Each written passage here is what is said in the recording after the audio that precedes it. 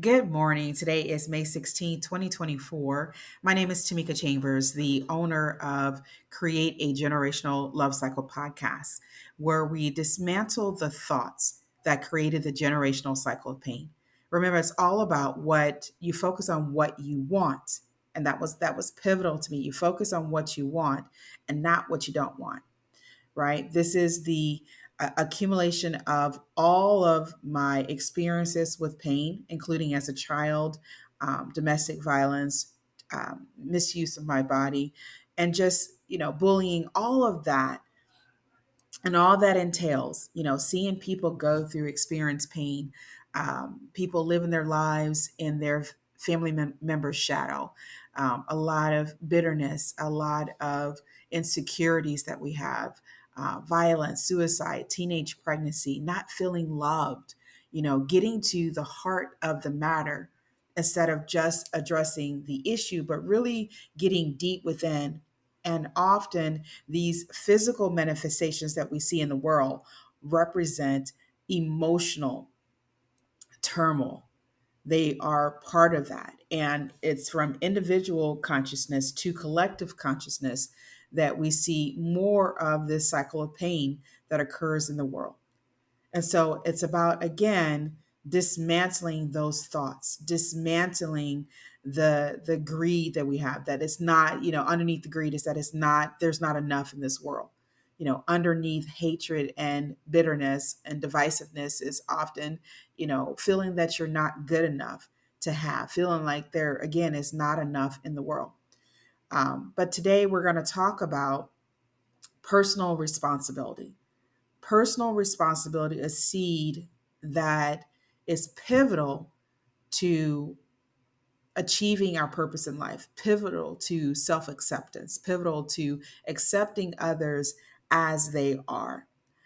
Even though we do see differences, that is not our focus in our life. Our focus becomes on living our lives in the best possible manner, achieving the highest form of ourselves, the highest mental state, the highest being, where we are not only living our purpose, but we're also helping others to do the same. And as a parent of two beautiful children, a girl, a 10-year-old girl, and a 12-year-old boy, personal responsibility hits at home, where we are raising children to become more in tune with their divine purpose. We're raising them to not only be responsible with cleaning their rooms or doing, home maintenance um, tasks, which we often call chores, but taking care of the things that surround them, doing their homework, reading books, but also to taking care of their mental state, looking deep within, not just the action, because so often as a parent, you guys, I get it, where we are so focused on the actual action. And it may lead to yelling, it could lead to spanking for young children, to young children. It could lead to just, you know different things, but we're not getting to the root of the matter. We're not getting to, why are you not cleaning your room? Why do you not wash your face? Why are you speaking negative about yourself or saying negative things about someone else? Getting to those thoughts of, you are responsible for the mind that you have, the thoughts that you have, that no other experiences, no one can force you to think a certain way, because we realize that it is the thoughts, the beliefs, the thoughts that become actions, that become all of these different things I mentioned in the beginning, teenage pregnancy, bullying practices, name calling, belittling others, trying to control people and limit them and engage them. You know, all of that we see in the world originated at some point. And often, I believe, often it's in childhood. It's the socialization, it is the internal perception that we have as children that will continue on in our adulthood. And personal responsibility starts with the right frame of thought. and how you think about yourself, what you think about yourself. If you just think you're just here, some physical body form, and you're just here just to live life, in such a way, in whatever way you think you see fit, that you're free to do whatever you want, especially as you get older, when be behind that, I believe, is a divine spirit here again to reflect truth, here to demonstrate or to express, to first embody these gifts and talents that we have, to nourish them throughout, whether it's going to school or some trade or just doing it on your own, but to nourish those gifts throughout our lives and talents, and to express them in such a way that they reflect the truth, right? And it's along that path that sometimes we can get stuck. We can end up going in a different path that does not quite reflect the truth, that it is a perversion of the truth instead of the truth itself. And it's through our thoughts that will lead us at that crossroads, where how we feel about ourselves, how we feel about life, how we feel about our talents and our gifts, how we're supposed to use those. Because in those beliefs and those thoughts are our standards, what we will go for and what we will not go for. So again, we're quick to label the actions of what someone does instead of seeing beyond those actions and seeing that child, then and seeing that somewhere, somehow, something was internalized, presented, internalized, and that continued to grow. Those seeds of thoughts continue to sprout within the person and to grow. So if you look at any condition, you look at being overweight, maybe someone who was grew up eating fast food, their parents did not cook, whatever it may be, that over time that became a habit. Seeing people that were overweight, seeing how people ate, that over time became a habit. Now, there is this thing about nature and nurture, that we have this part in us, and that is spiritual, that is divine, that we're this natural component of us, and then we have the socialization that occurs with our family members, with people that we consider to be important, our elders, people that we look up to. And one of the ways that we can help to set our children on the path, and we've talked about it before, on a healthier path, is by teaching personal responsibility. No matter what I do, now don't get me wrong, our actions, we are to role model these behaviors that we hope to see in the world, right? But it has to be made clear that no matter what you see as a child, no matter what I do, you are still responsible for your thoughts and your actions.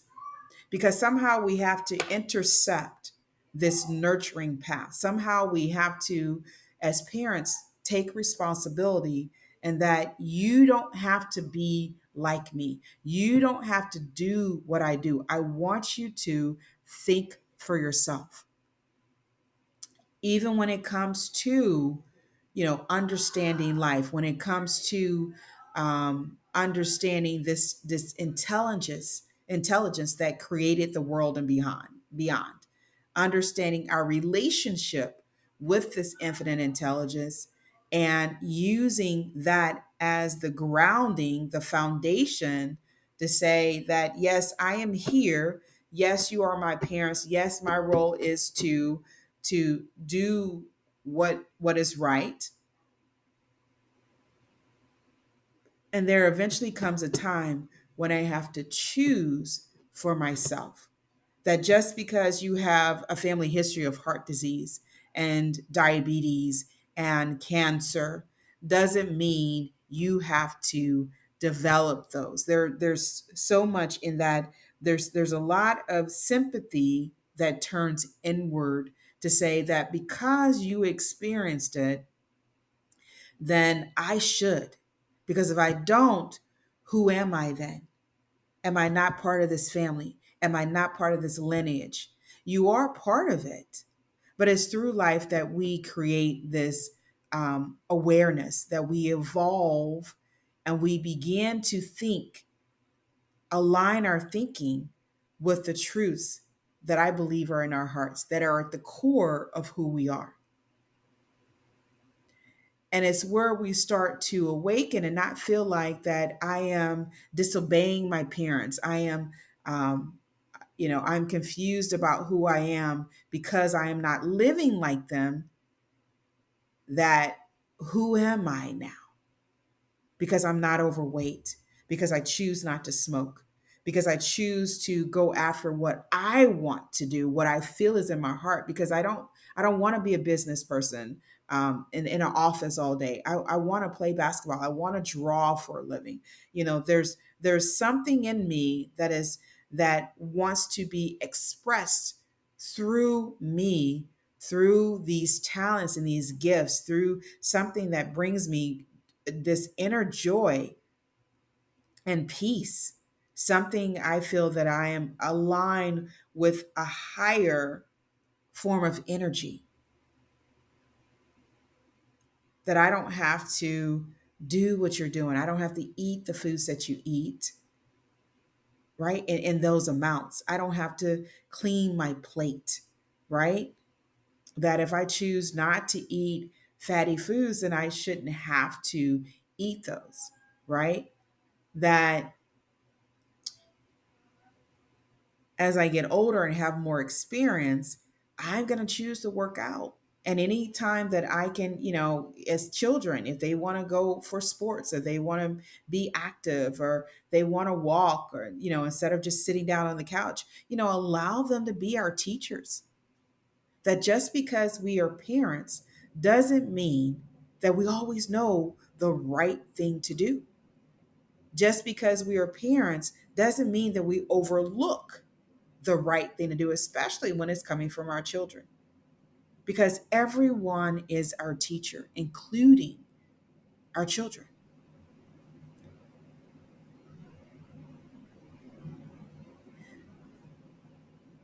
And often we will negate somebody because we believe that, okay, we are the parent, we know what's best.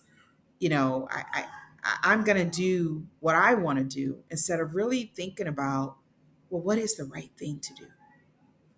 This child has a good point, that going walking will help blood to circulate through my body, will help decrease my cholesterol, will help improve my heart function, will help increase my energy level. It's so important as parents that we are not only the teachers, but we're also the students. We are the students willing and ready to learn, because you never know when one saying from our children, one saying may cause us to have a life giving change. Personal responsibility boils down to taking responsibility for our thoughts, for our beliefs. That just because our parents believe something doesn't mean that we have to believe it, about a particular culture, about a particular religion, about a way of living.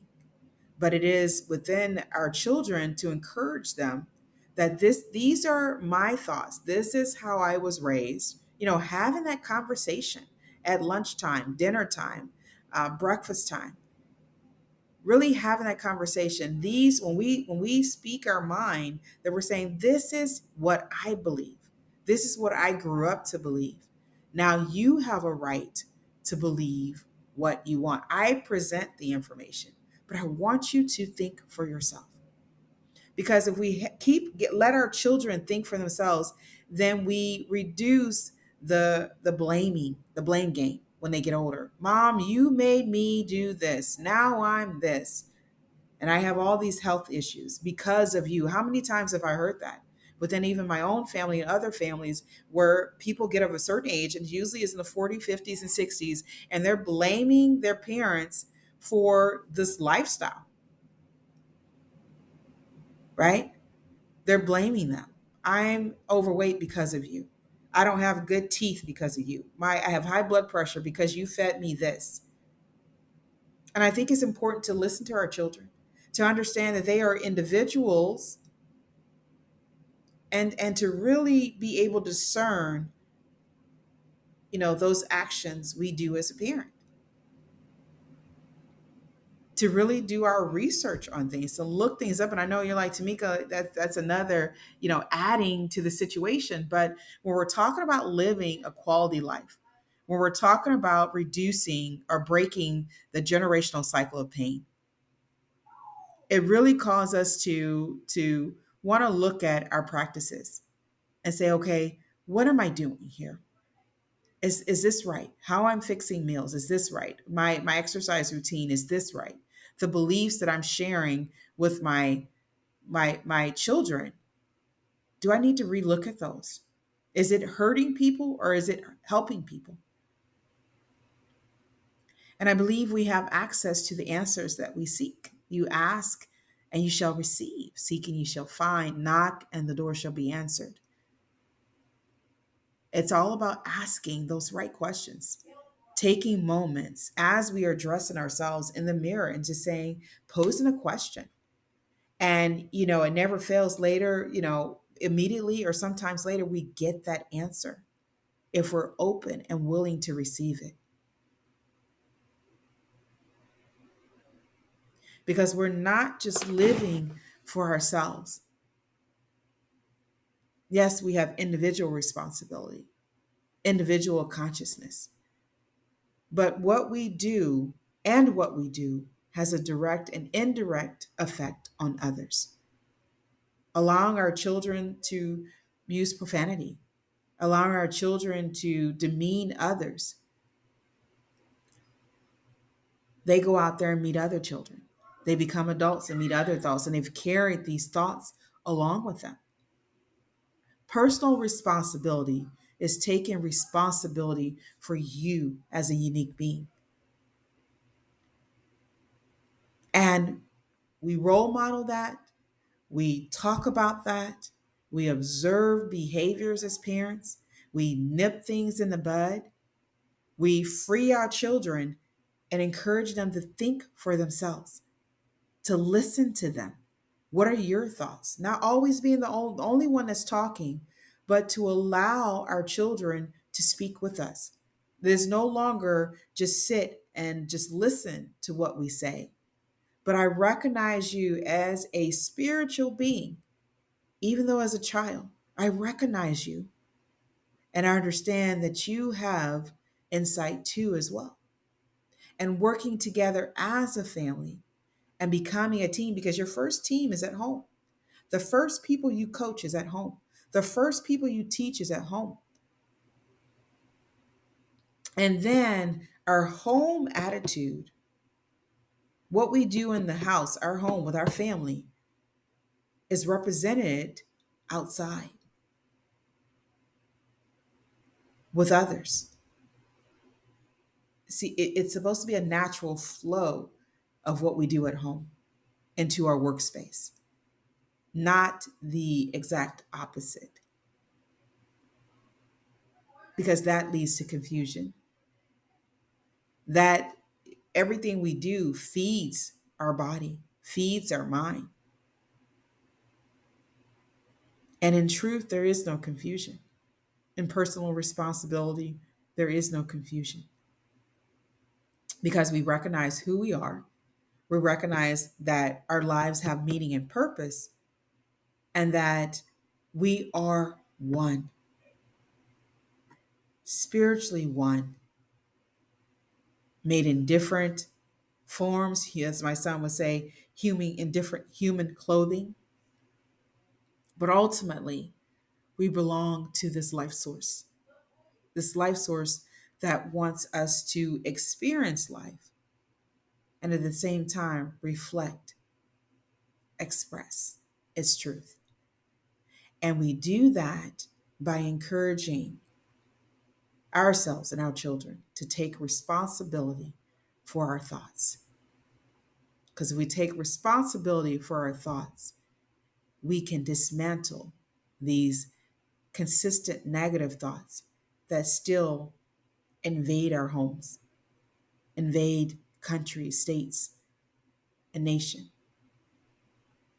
There's too much that's going on that needs addressing.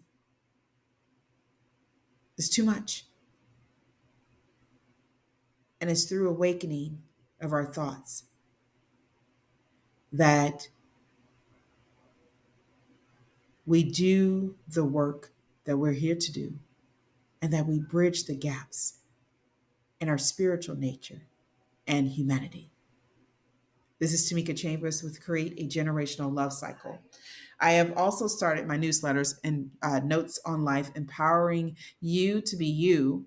I will have the link in this podcast. Otherwise, I hope this podcast has been helpful for you. And how can you sow the seeds of personal responsibility in yourself and those of future generations? I'll talk to you guys soon. Take care of yourself.